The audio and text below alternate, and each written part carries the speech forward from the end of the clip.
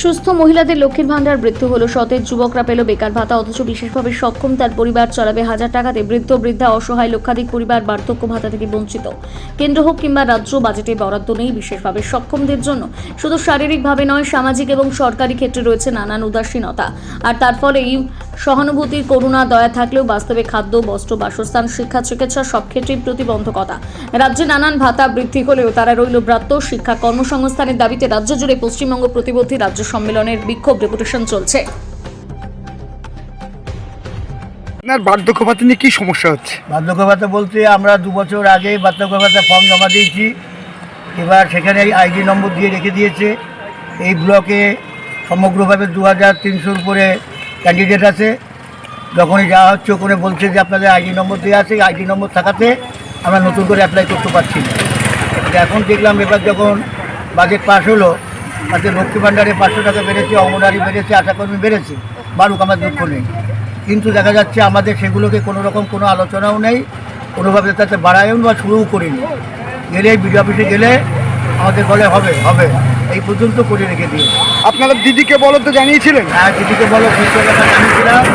দিদিকে মহিলা ঘরে কে বললো, দুবার করেছি, বলে আপনাদের আইডি নম্বর পড়ে আছে, খুব তাড়াতাড়ি আপনাদের হয়ে যাবে। 2025 জানুয়ারি থেকে বলে আসছে, আজকে 2026 ফেব্রুয়ারি। আপনার ভিডিওকে জানিয়েছেন? ভিডিওকে জানিয়েছি, উপর মহলে যে বলছেন যেখান থেকে জানানো দরকার সবাইকে বলেছি, কিন্তু কোনো রকম সুরা হয়নি। আপনারা কি চান? আমরা চাই ইমিডিয়েট খুব তাড়াতাড়ি এটাকে চালু করে দেওয়া হবে। আপনার নাম? আমার নাম দীপক কুমার সরকার। বয়স? বয়স এখন 67। বাড়ি? বাড়ি কৃষ্ণগঞ্জ, নদিয়া। বলছি এই কৃষ্ণগঞ্জ ব্লক তথা নদিয়া জেলায় 2 বছর প্রায় হয়ে গেল, অনেকে বার্ধক্য ভাতা পাচ্ছে না। আপনাদের পার্টির তরফ থেকে কী সিদ্ধান্ত নিচ্ছেন? দেখুন, আমরা আমাদের দলগতভাবে কৃষ্ণগঞ্জ ব্লক তৃণমূল কংগ্রেস, কৃষ্ণগঞ্জ ব্লক তৃণমূল যুব কংগ্রেস সহ সমস্ত দলীয় শাখা সংগঠন এবং প্রশাসনিকভাবে আমাদের যে পঞ্চায়েতগুলো রয়েছে সেই পঞ্চায়েতগুলি এবং আমাদের পঞ্চায়েত সমিতির প্রত্যেকেই আমরা বিডিও সাহেব এবং জেলায় মিনিস্টারের কাছে আমরা তদারকি করেছি। আমরা চিঠির মাধ্যমে জানতে চাই যে কী অবস্থায় রয়েছে এরা, এদের কবে থেকে এটা পাবে। এই কারণ মানুষ আমাদের কাছে বারংবার আসে, তারা জমা দিয়েছিল, আমরা জানি। আমরাও ওই দুয়ারে সরকারে তাদেরকে যথেষ্ট সাহায্য করেছিলাম। তা আশা রাখছি যে এর মধ্যেই খুব শীঘ্রই তারা পেয়ে যাবে। কিন্তু দীর্ঘদিন ধরে পড়ে আছে, অবশ্যই মানুষের মনের মধ্যে একটা ভ্রান্ত ধারণা তৈরি হয়েছে যে আমরা পাবো কি পাবো না।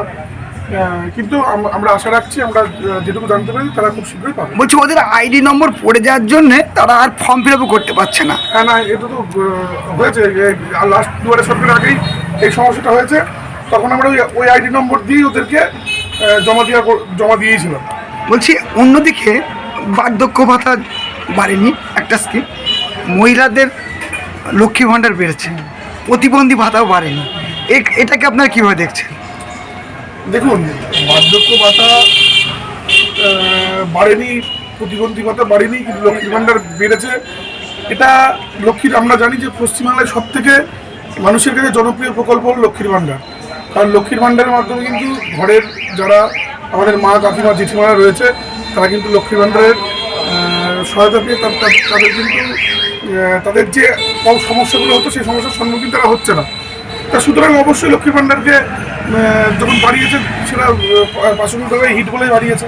আর আপনারা তো চান যে যে বার্ধক্যগুলো ভাতাগুলো পাচ্ছে না, প্রায় জেলায় লক্ষাধিক, কৃষ্ণগঞ্জ ব্লকে 2260, তারাও যাতে পায় সেটাতে আমরা অবশ্যই আমরা বারবার আবেদন করেছি, আমরা আবার আবেদন করব। এর মধ্যে আমরা দলগতভাবে এবং আমাদের যে পঞ্চায়েত রয়েছে পঞ্চায়েতগুলোর থেকে প্রধানদের দিয়ে আমরা আবেদন করব যাতে এই সমস্যার তাড়াতাড়ি সুরাহা হয়।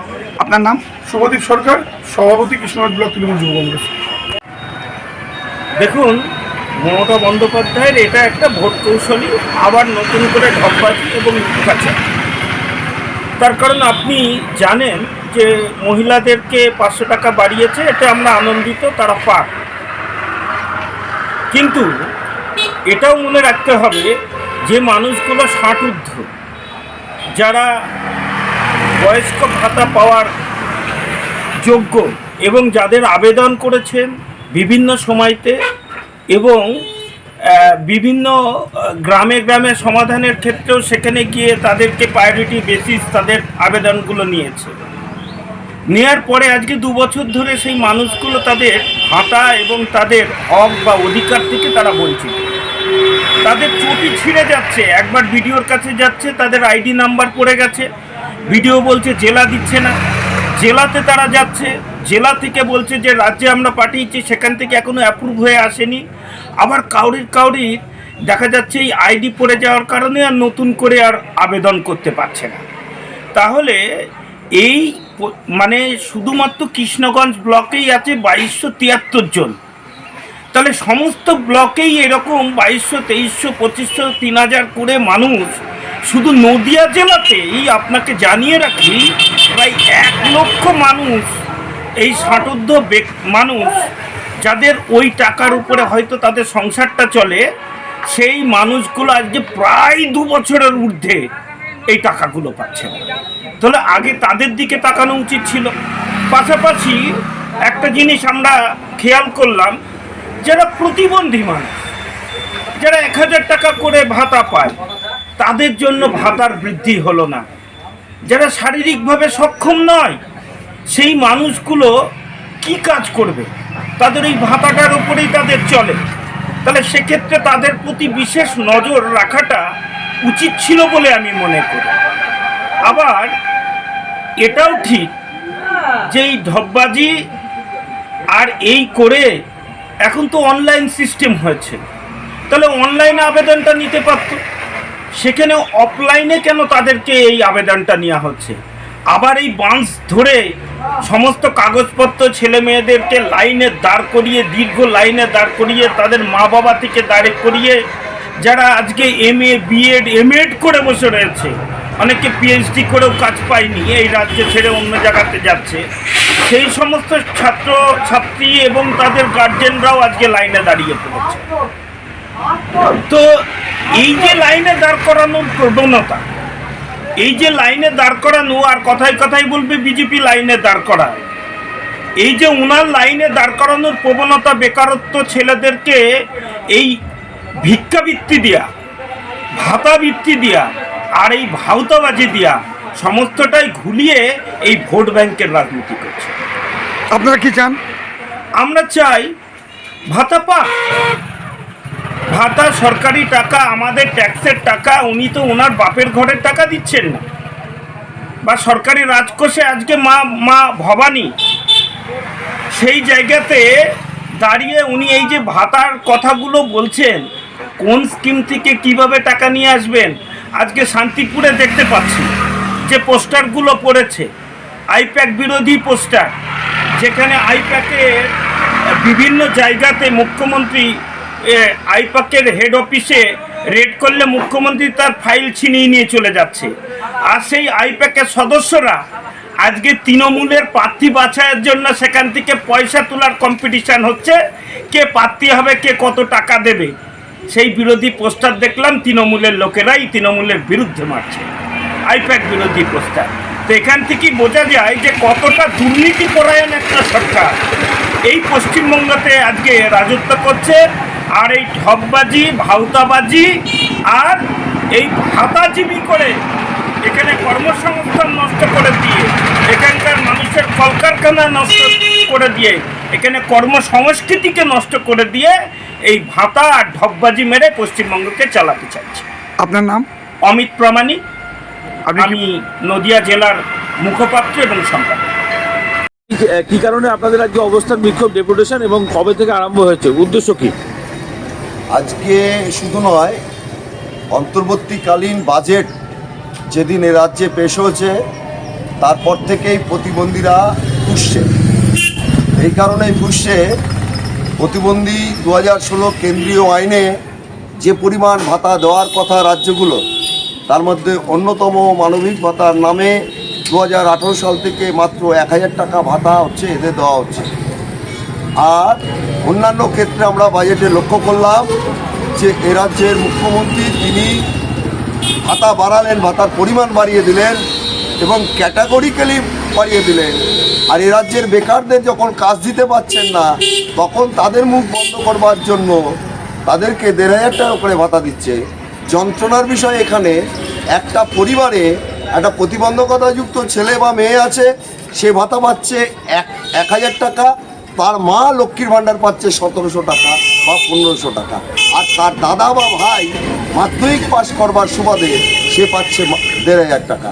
তাহলে প্রতিবন্ধকতাযুক্ত ছেলে মেয়ের দায়িত্ব নেওয়ার কথা সরকারের, সেখানে তার মাকে ভাতা বাড়িয়ে দেওয়া হচ্ছে বৈতরণী পার হওয়ার জন্য, তার ভাইকে ভাতা দেওয়া হচ্ছে বেশি বৈতরণী পার হওয়ার জন্য। আর সেই মা মারা গেলে সেই ছেলেটার বা মেয়েটার কি হবে যার প্রতিবন্ধকতা আছে, এটা সরকার ভাবছে না। ভাবছে এরা সংখ্যায় কম। আজকে আমরা প্রতিটি ব্লকে ব্লকে কালীগঞ্জ থেকে শুরু করেছি, নাকাশি পাড়া, কৃষ্ণনগর 2, কৃষ্ণনগর 1, স্বরূপগঞ্জ, হাঁসখালি, আজকে হচ্ছে শান্তিপুরে এখন এসে আমরা শেষ লগ্নে দাঁড়িয়েছি। এরপরে আর অফিস আওয়ার নেই, তাহলে আরও পৌঁছতাম। গতকালও হয়েছে করিমপুর সহ বিভিন্ন ব্লকগুলোতে আমরা দিয়েছি। আমরা বলেছি ঈদের মধ্যেই ঘোষণা করতে হবে রাজ্য সরকারকে ন্যূনতম 6,000 টাকা। শুধু ভাতা দিয়ে ক্ষান্ত থাকলে হবে না। প্রতিবন্ধী ছেলেমেয়েরা শিক্ষা চায়, শিক্ষিত হয়ে কি করবে? যে সকল ছেলেমেয়েরা যে পাশে আমার দাঁড়িয়ে আছে, এদের প্রত্যেকের কাছে ডিগ্রি আছে, সার্টিফিকেট আছে, কোথায় চাকরি? এদের কোথার চাকরি কোথায়? কোনো হদিশ নেই। এরা ইচ্ছা করলেও ভালো স্কিল ডেভেলপমেন্টের জন্য কোনো ট্রেনিং করতে পারেনি, কারণ সচরাচর পাওয়া যায়নি। শিক্ষা খাতে বরাদ্দ নেই। প্রতিবন্ধীদের জন্য বিশেষ বরাদ্দ থাকার কথা ছিল। ছোট ছোট ইনস্টিটিউশন প্রতিটি ব্লক এলাকাতে, প্রতিটি মিউনিসিপ্যালিটিতে একটা করে যদি হতো, এখান থেকে একজন ব্লাইন্ডকে তাকে যেতে হচ্ছে হয় নবদ্বীপ এপিসি ব্লাইন্ড স্কুলে, অথবা হুগলিতে চলে যেতে হচ্ছে, কলকাতায় যেতে হচ্ছে, লোকালে কোথাও নেই। মা বাবা খরচ করতে পারছে না, কী করে হবে তাদের শিক্ষা? ফলে এইসব দাবি আমরা দীর্ঘদিন ধরে আমাদের পশ্চিমবঙ্গ রাজ্য প্রতিবন্ধী সম্মিলনী স্রষ্টা, যার মস্তিষ্ক প্রসূত, এটা মাননীয় কান্তি গাঙ্গুলির নেতৃত্বে আমরা লড়াই আন্দোলন করি। সমষ্টি উন্নয়ন আধিকারিকরা কি বলছেন যেখানে দিলেন তারা? আধিকারিকরা সরকারের নিয়মেই চলবার চেষ্টা করছে। তারা বলছে আসুন, চেয়ার দেবো, আসুন, লোকালি যে সমস্যাগুলো আছে সেগুলো আমরা সমাধান করবার চেষ্টা করব। আমাদের সুভাষিস ভাই প্রস্তাব দিয়েছে যে শান্তিপুর বিডিওকে বলেছে একমাত্র শান্তিপুর ব্লক যেখান থেকে একটা ইকুইপমেন্ট সহায়ক সরঞ্জাম আনার জন্য নৈহাটি পৌঁছে যেতে হচ্ছে বনহুগলিতে। কেন শান্তিপুর ব্লক দায়িত্ব নিয়ে একটা ক্যাম্প করবেন না? উনি কথা দিয়েছেন মার্চ মাসে নাগাদ যোগাযোগ করে উনি একটা ক্যাম্পের ব্যবস্থা। যদি না হয় আমরা আরও বৃহত্তর আন্দোলনে যাব, এবং শুধু এটা শান্তিপুর নয়, কৃষ্ণনগর নয়, নদিয়া নয়, গোটা রাজ্যে এটা ঝাঁপিয়ে পড়বে। স্বাধীনতার ৭৮ বছর পর এটা আমাদের কাছে লজ্জা, ভারতবাসীর কাছে লজ্জা যে ভারতবর্ষে জন্মগ্রহণ করে একজন প্রতিবন্ধী মানুষ বেঁচে থাকবার জন্য, তার শিক্ষার জন্য, তার বাসস্থানের জন্য, তার কর্মসংস্থানের জন্য রাস্তায় নেমে লড়াই করতে হচ্ছে। এটা দেশের কাছে লজ্জা, জাতির কাছে লজ্জা, রাষ্ট্রপুঞ্জের কাছে লজ্জা। ফলে আমরা এই আন্দোলন চালিয়ে যাব যতদিন না আমাদের সরকারি গৃহ আবাস যোজনা যেটা আছে তাতে কি বিশেষভাবে সক্ষমদের কোনো সুযোগ দেওয়া হয়? একটা মাত্র ব্লক কালীগঞ্জ ব্লক বললেন, ওনাদের কাছ থেকে জেলা দপ্তর থেকে 163 জনের নাম পাঠানো হয়েছে। বাকি ব্লকগুলোতে বললেন না। শান্তিপুরের বিডিও বললেন যে আমরা তাহলে খোঁজ নেব। ফলে এনারা পাঠিয়ে দিয়ে ক্ষান্ত দেখেছেন, বাকি কোনো খোঁজ খবর নেননি। ফলে আমরা বলেছি ইমিডিয়েট খোঁজ নিয়ে এখানকার যারা ব্লক নেতৃত্ব আছে তাদেরকে জানাবো। মুখ এবং বধির বিশেষভাবে সক্ষম যে ছাত্রছাত্রীরা আছে তারা তো সাধারণ স্কুলেই পড়াশোনা করছে, সেখানে মাস্টারমশাই কী পড়ালেন কীভাবে বুঝবেন? আমাদের তো এটা কেন্দ্রীয় দাবি যে সমস্ত আমরা বলার সময় বলেছি যে প্রতিটি ব্লকে, আপনার এই ব্লকে যদি মুখ ও বধির প্রতিবন্ধীর সংখ্যা 100-র বেশি হয়, কেন আপনি একটা স্কুল করবেন না? আপনাকে এখানে একটা কেন তার শিক্ষার উন্নত শিক্ষার জন্য ব্যবস্থা থাকবে? ওনারা বলেন সর্বশিক্ষা মিশনের ব্যবস্থা আছে। সর্বশিক্ষা মিশন নামে আছে, ভেতরে পোকলা, কিচ্ছু নেই। এক সপ্তাহে একদিন করে, মাসে একদিন, 15 দিন পর একদিন তাদেরকে ডেকে খানিকটা ট্রেনিং দেওয়া আছে। ওই ট্রেনিংয়ের মধ্যে দিয়ে একটা ছাত্রের জীবন করতে পারে না। সেই কারণে কি গবেষণা বা উচ্চশিক্ষার ক্ষেত্রে বিশেষভাবে সক্ষম ছাত্র পাওয়া যাচ্ছে না? বিশেষভাবে এরা স্কুল ছুট হয়ে যাচ্ছে, স্কুলে যেতে পারছে না। একদিকে খরচ, যাতায়াত খরচ বাড়ছে, থাকা খাওয়ার খরচ বাড়ছে, পড়াশোনার খরচ বাড়ছে। ফলে প্রতিবন্ধী বলে সাধারণ মানুষের মুখে অনেক শোনা যায়, এরা অনেক সুবিধা পায়, আদতে এদেরকে সরকার কোনো সুবিধা দিচ্ছে না। বিশেষভাবে সক্ষমদের কি রেশন বা অন্যান্য ব্যবস্থা যেগুলো আগে ছিল তার তুলনায় কি আরো বেড়েছে না কমেছে? কি মনে হয়? কিছুই বাড়েনি। আমরা দাবি করেছি, উনি বলেছেন দেখবেন। অন্তর্দয় অন্নপূর্ণা কার্ডের জন্য আমরা দাবি করেছি, উনি অনলাইনে ফর্ম ফিল আপ করতে বলেছেন, হার্ড কপি জমা দিতে বলেছেন, উনি সুপারিশ পাঠাবেন, এই কথা মনে হয়। আচ্ছা, তো আর কম্পিউটার বা অন্যান্য শেখার ক্ষেত্রে সমস্ত শিক্ষার্থী, নট অনলি কম্পিউটার, ITI থেকে শুরু করে, আমি কৃষ্ণনগরে আসুন, কৃষ্ণনগরে একটি মেয়ে এবার তার সেরিব্রাল পলসি, সে হচ্ছে ডাক্তারি চান্স পেয়েছে জয়েন্ট দিয়ে, তার ভর্তি নিয়েও সমস্যা হলেও পরে আমরা সমস্যা লড়াই করে কাটিয়েছি, সে ডাক্তারি ভর্তি হয়েছে, PhD করছে আপনাদের শান্তিপুরে। পিয়াসা নেট পাস করার পর কি হলো তার? সরকার দায়িত্ব নেবে না, আজকে 2 বছর হয়ে গেল, শুধু তাকে সম্বর্ধনা দিয়ে ক্ষান্ত থাকলো। কেন তার চাকরির ব্যবস্থা হবে না? ফলে আমরা এটা বলেছি, উচ্চশিক্ষার ক্ষেত্রে যারা আগ্রহী এদেরকে আরও আগ্রহ প্রদান করতে হবে, শিশুকাল থেকেই আগ্রহ দিতে হবে, মা বাবাদের মধ্যে অ্যাওয়ারনেসের ব্যবস্থা করতে হবে এবং তাদেরকে সুষ্ঠু শিক্ষা এবং আধুনিক শিক্ষার জন্য যা যা করা দরকার। প্রতিবন্ধকতার পার্সেন্টেজ অনুযায়ী এ রাজ্যে কত বা একটা পরিসংখ্যান করা হয়েছে কি? না, সেরকম নেই। আমাদের কাছে যা খবর আছে, প্রায় 2 লক্ষের কাছাকাছি আমাদের রাজ্যে প্রতিবন্ধীর সংখ্যা আছে। সেটা কি ক্রমশ উত্তরোত্তর বৃদ্ধি পাচ্ছে বিভিন্ন দুর্ঘটনা বা শারীরিক অসুস্থতার জন্য? অবশ্যই অবশ্যই অবশ্যই, তবে আগের থেকে অনেকটাই সচেতন হয়েছে। আমরা আমাদের সংগঠনের মধ্যে দিয়ে সচেতনতা শিবির করি এবং মা বাবাদের অ্যাওয়ারনেস করি। যেটা গভর্নমেন্টের করার কথা সেটা আমরা সংগঠন পশ্চিমবঙ্গ রাজ্য প্রতিবন্ধী সম্মেলনী করে থাকি।